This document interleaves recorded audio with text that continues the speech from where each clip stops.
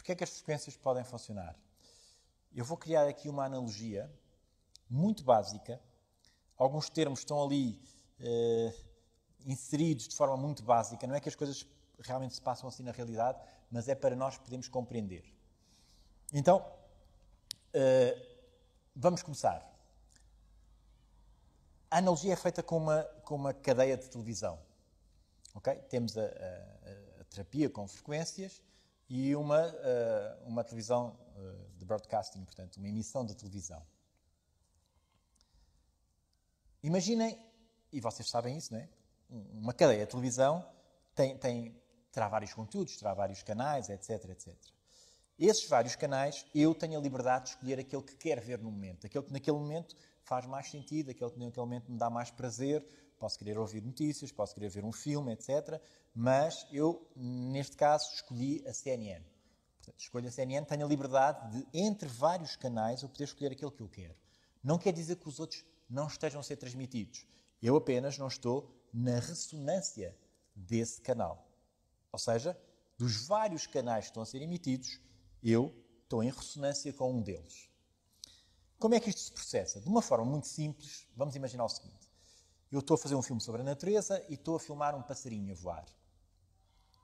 Quando eu estou a filmar esse passarinho a voar, o que é gravado, o que é transmitido, vão ser sinais elétricos. Okay? E esses sinais elétricos, até serem entendidos, não têm significado. Então há todo um processo eletromecânico, podemos chamar mais todo um processo elétrico, em que vão ser convertidos sinais de forma a que as coisas possam ter uma relação. Como é que isto se processa? O passarinho é gravado, ele estava a voar, tudo muito bonito. Eu converto aquilo num sinal elétrico. Esse sinal elétrico tem que ser percebido, tem que ser convertido, tem que ser modelado. Vai ser emitido para uma antena. Essa antena depois é uma portadora e manda uma onda portadora com essa informação toda. E essa informação, como é que nós trabalhamos? Essa onda é trabalhada, existe uma tal onda, que eu já vos falei, existe uma onda em que eu posso modelá-la com frequência e posso modelá-la com amplitude, com carga. Okay? Portanto, a onda ganha uma forma e neste momento ela vai ganhar a forma do passarinho. Embora aqui seja todo um mundo elétrico que nós estamos a falar. Essa onda, imaginem que eu estou a filmar na Tailândia o passarinho fantástico e vocês estão nos Estados Unidos a ver a minha emissão. Essa onda que está toda modelada, está toda trabalhada, com o passarinho elétrico, chega à vossa casa, onde existe um modelador, decoder, ou seja, ele vai descodificar o que está a vir da Tailândia para a vossa casa.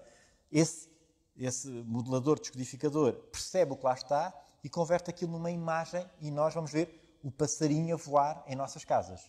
Isso é a minha emissão. Agora imaginem que eu fazia a emissão, estava na Tailândia, etc., mandava a emissão para o ar, que é assim que se diz, e vocês em vossa casa tinham uma televisão fantástica, mas não tinham o descodificador. Ou seja, havia ali uma parte que faltava, que era compreender o que é que aquela onda trazia para mostrar da forma que eu compreendo. Porque se me chegarem aqueles sinais elétricos à minha pele, eu não tenho sensibilidade para perceber que aqueles sinais elétricos são um passarinho. Portanto, como a televisão não tem, a televisão tem que ter e geralmente está lá inserido lá dentro. Portanto, o descodificador vai perceber aquilo, vai remodelar e vai aparecer a imagem no ecrã. Este aspecto do descodificador é extremamente importante e mais à frente vamos ver porquê. Agora imaginem, eu tenho uma cadeia de frequências. Em vez de emitir canais de televisão, emito frequências. Tenho a frequência do fígado, do olho, do rim, enfim, há um conjunto muito grande de frequências que eu criei. Vocês agora podem escolher essas frequências. Este processo é muito análogo, muito igual àquele processo que eu vos falei. Ou seja, existe o dispositivo que vai emitir, okay, a tal frequência, o processo elétrico. Existe uma antena, podemos chamar este cabo com o elétrodo, por exemplo, e o nosso corpo há de receber essa tal onda que foi trabalhada. Imaginemos agora, por exemplo, que eu escolhia o canal do fígado. Queria ver um fígado saudável. Vamos imaginar. a minha televisão, ou seja, o meu dispositivo elétrico, tem lá essa frequência e eu escolhi esse canal e vou emitir esse canal agora pela tal onda que vai chegar pela antena ao meu corpo, que vou agarrar isso. Ou seja, este processo faz relembrar um bocadinho tudo o que foi falado agora. Ou seja, há um canal que existe, o tal passarinho saudável, a correr, que eu quero ver em minha casa e por isso eu escolhi. Aqui eu quero ver um fígado saudável, por isso eu escolhi as frequências de um fígado saudável, que quero ver no meu corpo. Basicamente é isto. Há aqui um aspecto muito importante que é, lembram-se disto? Ou seja, a onda chega, mas se não houver um descodificador, aquela onda que vai chegar, se não houver um descodificador, vocês não conseguem ver nada. E a questão aqui, que é uma questão muito importante, é: será que o nosso corpo também tem este descodificador? Será que existe um descodificador dentro do nosso corpo? Ou se ele compreende tudo, de todas as maneiras? Basicamente o corpo compreende tudo, mas porque esse descodificador se chama água. E por isso nós temos entre 60% a 70% de água dentro do nosso corpo. Se fizermos uma coisa que se chama a transdução da molécula de água, que ela é tão pequenina, na realidade nós temos 95%, 98% do nosso corpo é água. E a água tem essa característica fantástica. Ou seja, a água é que vai descodificar as frequências que vocês estão a receber para que o corpo consiga perceber. Ela, na realidade, é um descodificador universal. Consegue compreender as frequências desde 0 até bilhões e bilhões. A água tem essa capacidade incrível de ser o interface entre todo o mundo elétrico e o nosso corpo. A água é a película que permite que a eletricidade tenha significado para nós. Qualquer água? Sim, qualquer água. Há águas melhores que as outras? Definitivamente há águas melhores que as outras. Há propriedades da água que são importantes conhecermos? Há. Vamos começar por algumas delas. Temos o TDS, o RH2, o pH e o ORP. Vamos explicar cada uma de uma forma muito ligeira. O que é o ORP? O ORP é a capacidade de oxirredução. Há aqui dois processos muito importantes: a oxidação e a redução. O ideal será que uma água tenha esta capacidade negativa. E mais tarde eu vou explicar o que é que isso representa. Mas quer dizer que uma água que tenha menos 400 mV é melhor água do que uma água que tenha mais 400 mV. O aspecto negativo, ou seja, a capacidade negativa da água, é extremamente importante no nosso organismo. O segundo parâmetro é o pH. O pH, toda a gente conhece o pH. Se calhar mal, mas toda a gente conhece o pH. Na realidade, o pH é um conceito mais magnético do que elétrico. E depois vocês vão perceber, e há muitas coisas que o pH poderia não explicar e passa a explicar. Mas o importante aqui no pH, duas coisas. Primeiro, é uma escala muito antiga. Hoje em dia nós temos aparelhos com mais precisão que nos permite ver que o pH não está medido corretamente. Ou seja, o pH varia com a temperatura. E isso nunca foi posto muitas vezes em causa em algumas medições. Quer isso dizer que, quando nós falamos que temos um sangue alcalino ou ligeiramente alcalino, na realidade temos um sangue neutro ou ligeiramente baixo, ligeiramente um pouquinho mais baixo. Porque essa correção ao pH, que eu chamo-lhe um coeficiente de correção, ele tem que existir e nós não fazemos. Ou seja, a tabela que nós temos do pH medimos a 25 graus, quando devíamos medir a 37 graus, que é a nossa temperatura interior. Portanto, esta variação aqui é importante nós termos em atenção para que isto tudo tenha lógica na maneira de nós pensarmos. A água ideal é uma água que esteja neutra ou ligeiramente abaixo do neutro. E porquê abaixo do neutro? Porque ela, quando vai para baixo do neutro, vai para um neutro verdadeiro, que nós não medimos, que nós não temos essa escala. Portanto, há um neutro verdadeiro que neste momento é ácido. Outro aspecto muito importante é o RH2. O que é o RH2? É um conceito um pouco complexo de explicar, mas o RH2 eu direi que é o pH em andamento. Parece estranho, mas depois explicarei isso melhor. O RH2 é um conceito muito interessante no terreno. O RH2 ideal do nosso corpo é entre 22 e 28. Portanto, se pudermos beber água mais redutora do que estes valores, ou seja, uma água que tenha um RH2 abaixo de 10, há vantagens, claro que sim, Porque esse RH2, o nosso corpo é um universo gigante. Esse RH2 vai empurrar, porque normalmente o RH2 do corpo está sempre superior a isto. Sempre superior a isto. Reparem, por exemplo, vou-vos dar um exemplo. O sono. Eu hei de fazer um seminário sobre o sono e vou explicar coisas interessantes sobre o sono. Mas deixem-me dizer uma coisa assim. Insónias são pessoas que têm um RH2 alto. Todas as pessoas que não conseguem dormir têm um RH2 alto.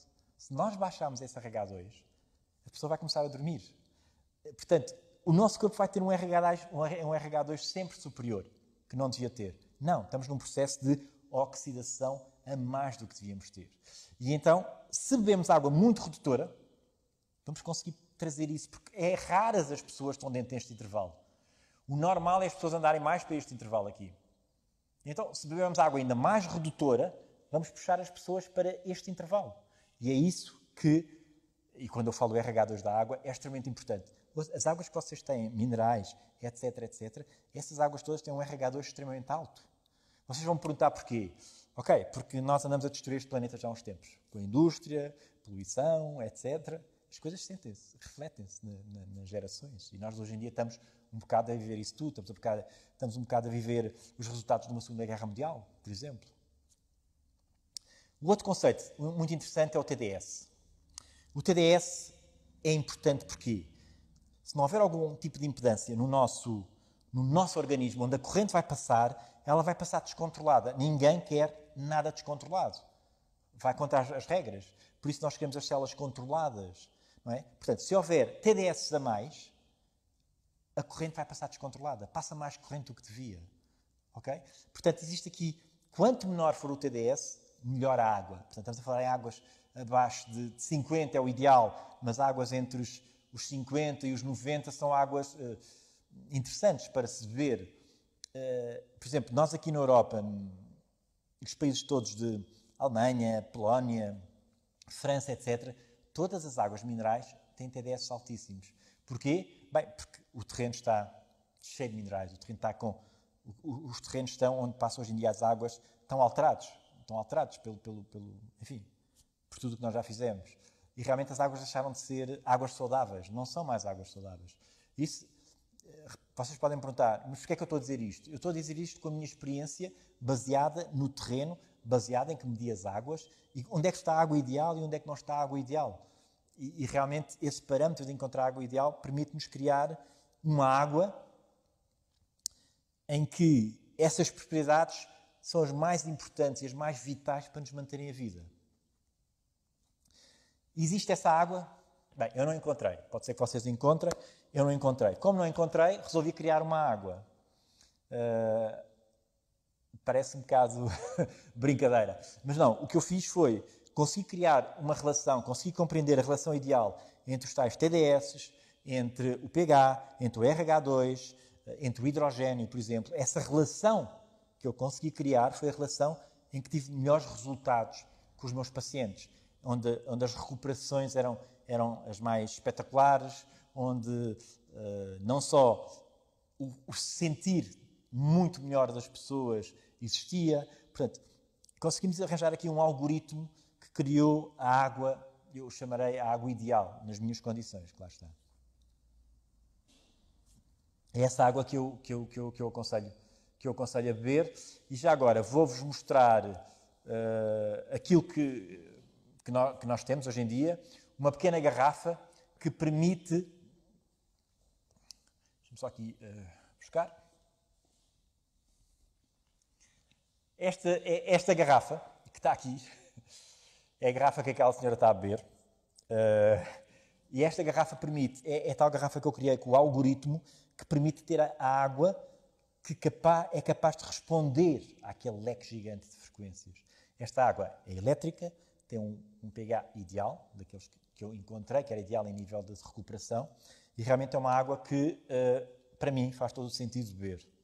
Voltando à nossa terapia, e este conceito, que já vai muito longo, eu vou resumir basicamente aqui o que é que acontece. Acontece que existe um ideal teórico, neste caso, frequências teóricas, neste caso, um programa que é um passarinho a voar. Existe algo ideal que nós queremos reproduzir num corpo, por exemplo, neste caso num corpo. o passarinho vamos reproduzi-lo numa televisão. Mas estas frequências queremos reproduzi-las, queremos que o nosso corpo aceite essas frequências. Como é que isso se passa? Existem frequências, conforme eu vos disse, são frequências teóricas, são frequências que medi, sim, são frequências que medi e que determinei. E, por exemplo, vamos falar nas frequências, por exemplo, de um fígado. Ok? Eu quero criar um bom terreno para o meu fígado funcionar. Como é que eu faço isso? Tenho um dispositivo elétrico, tenho a tal frequência que vai ser emitida, ela vai ter que chegar ao meu corpo, normalmente chega por meio de elétrodos, ok? E como é que isso se processa? Imaginem que o nosso fígado não está bom. E não está bom nos parâmetros elétricos. Não me interessa a estrutura física. Vou falar em parâmetros elétricos. Vamos imaginar que o meu fígado estava com menos 35 milivolts. Como se recordam, o ideal será entre menos 70 e menos 90. Uma célula saudável. Então, nós quando começamos a dar frequências, a emitir este estímulo elétrico, o fígado vai ganhando a tal estrutura ideal.